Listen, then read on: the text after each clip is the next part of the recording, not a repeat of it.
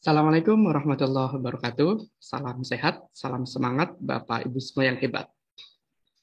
Baik, Bapak Ibu, perkenalkan saya Ali Murtado, guru matematik dari SMA Lab School Jakarta.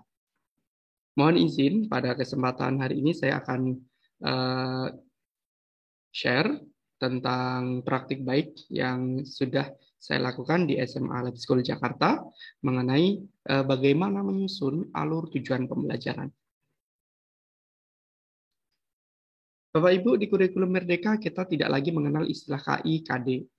Tentunya kita sudah tahu itu. Yang sekarang menjadi apa? Capaian pembelajaran, tujuan pembelajaran, alur tujuan pembelajaran, dan modul ajar.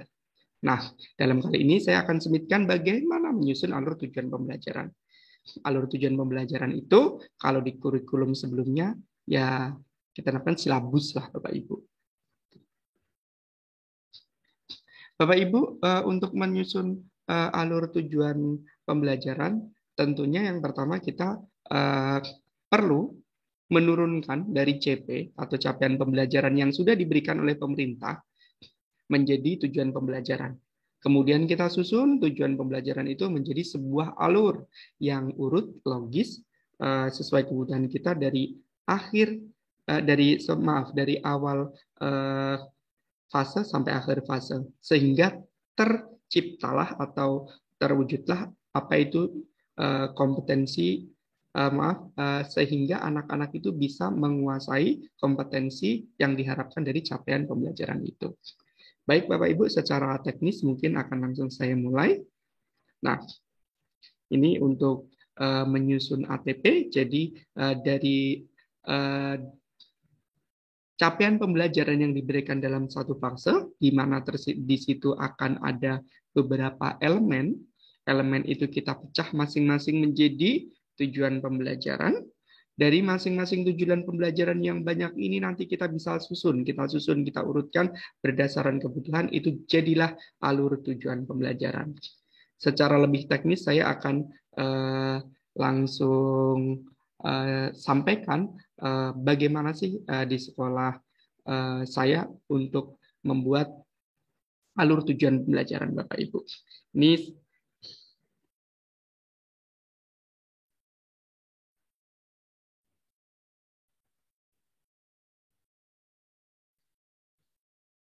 di sini Bapak Ibu alur tujuan pembelajaran yang kami buat di SMA Lab School Jakarta. Yang pertama kali kita harus analisis capaian berdasarkan elemen capaian pembelajaran ya Bapak Ibu ya, atau CP. CP yang saya tampilkan ini adalah CP pada yang dikeluarkan pemerintah pada 2021 kemarin. Nah, sekarang ada sedikit perubahan Bapak Ibu di 2022, di mana sekarang 2022 tidak ada lagi vektor di fase E. Ini yang saya sertakan adalah fase E atau kelas 10 SMA. Di mana materi vektor itu akan masuk di fase F untuk tahun 2022-2023. Nah, di elemen bilangan, di sini kita lihat ada sifat ada operasi bilangan berpangkat atau eksponen, ada logaritma, ada aritmatik dan geometri. Maka di bilangan ini berarti kita lihat di situ ada 3 materi, Bapak Ibu. Di aljabar ada apa? Di aljabar dan fungsi ada interpretasi ekspresi eksponen, ada persamaan linear 3 variabel, ada fungsi kuadrat dan fungsi eksponen, vektor dan yang lain-lain. Nanti boleh dipelajari secara lanjut. Nah, bagaimana cara kita menyusun ATP-nya kalau sudah ada CP-nya? Yang pertama harus kita lakukan atau yang kami lakukan itu yang pertama penurunan CP menjadi tujuan pembelajaran per elemen. Tadi elemen sudah saya bahas sedikit, ada bilangan berpangkat, ada logaritma, ada baris deret di elemen bilangan. Gitu kan Bapak Ibu, di elemen bilangan ada bilangan berpangkat, logaritma, baris deret. Nah, langsung saya susun di situ dari bilangan. Tujuannya apa? Mendefinisikan perkalian bilangan bulat misalkan, menerapkan sifat eksponen. Di logaritma ada menjelaskan definisi logaritma, ada mengasosiasikan sifat eksponen dengan logaritma, dan seterusnya. Masing-masing materi ini kita susun tujuan pembelajaran yang mau kita capai. Di situ apa? Di elemen 1 seperti itu. Elemen 2 juga seperti itu. Elemen 2 ada aljabar dan fungsi. Untuk capaian pembelajarannya, apa saja di situ? Ada SPLTV, ada SPTLDV, ada fungsi kuadrat, ada fungsi eksponen. Nah, ini juga tujuannya saya tulis lagi. Ketika di elemen bilangan tadi saya kasih B, kodenya B. Di aljabar saya kode A. Bebas ini Bapak Ibu, di rubah-rubah juga nggak masalah, karena bebas banget kita sekarang ya. Kemudian Bapak Ibu,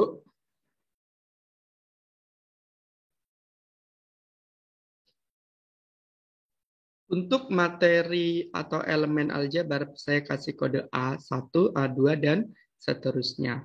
Sampai elemen terakhir.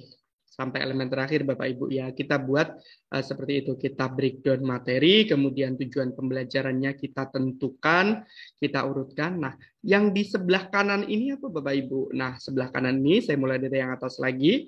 Sebelah kanan ini langsung saya setelah jadi semua, setelah kita susun, kita turunkan semua, kita urutkan. Nah, saya di materi pertama mau mempelajari, anak-anak akan mempelajari bilangan berpangkat. Maka langsung saja di sini saya kasih modul, saya kasih nomor. Ini berarti urutan untuk modul pertama atau materi pertama. Logaritma materi kedua. Masih normal ya, dan seterusnya. Apakah ini harus urut seperti ini? Per elemen harus habis duluan? Tidak, Bapak Ibu, bebas. Yang kita urutkan adalah tujuan pembelajaran tiap elemen. Gitu. Nah, contohnya di sini. Ini elemen kedua. Elemen kedua, di sini muncul ekspresi eksponen. Saya kasih ini di modul pertama, berarti ini saya mau ajarkan di pertama.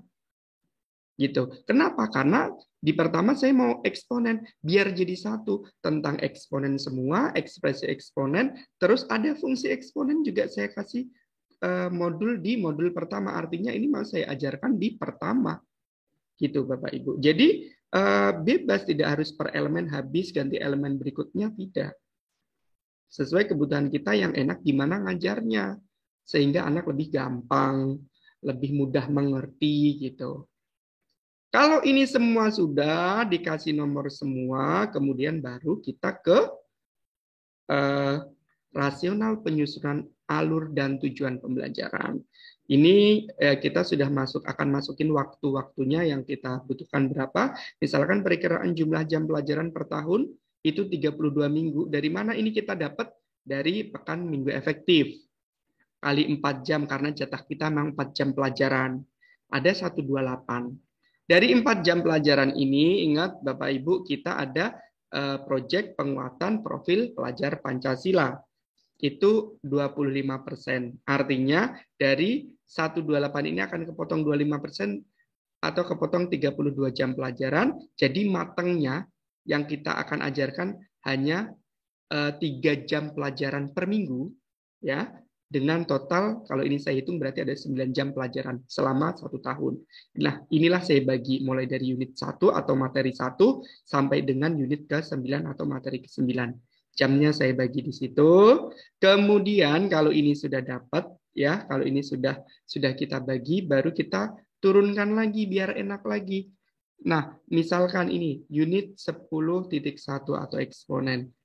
Kita lengkapi untuk apa? Untuk memudahkan membuat modul. Kalau ini tujuan unitnya apa? Elemennya ada bilangan, aljabar, dan fungsi. Karena kita tadi berarti di unit 1 ada 2 elemen. Ada elemen bilangan, ada elemen aljabar dan fungsi. Jamnya 11 jam pelajaran. Kemudian ini baru tadi kan kita elemen bilangan ada B1, B2 sampai B5 tadi. Mendefinisikan perkalian bilangan bulat karena udah ada SMA, saya kasih 1 jam pelajaran saja. Yang lebih susah misalkan mengidentifikasi bentuk ekuivalen menggunakan sifat eksponen, saya kasih 2. Misalkan seperti itu sesuai kebutuhan Bapak Ibu. Nah, di sini fungsi juga sudah masuk di bagian sini Bapak Ibu ya, di materi pertama. Begitu juga untuk materi-materi berikutnya.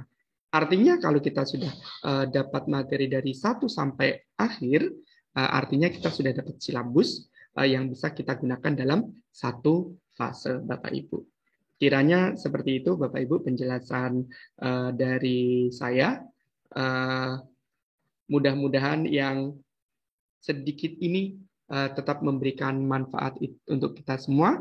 Tetap semangat, kita Bapak Ibu semangat berbagi satu kebaikan untuk satu perubahan. Assalamualaikum warahmatullahi wabarakatuh.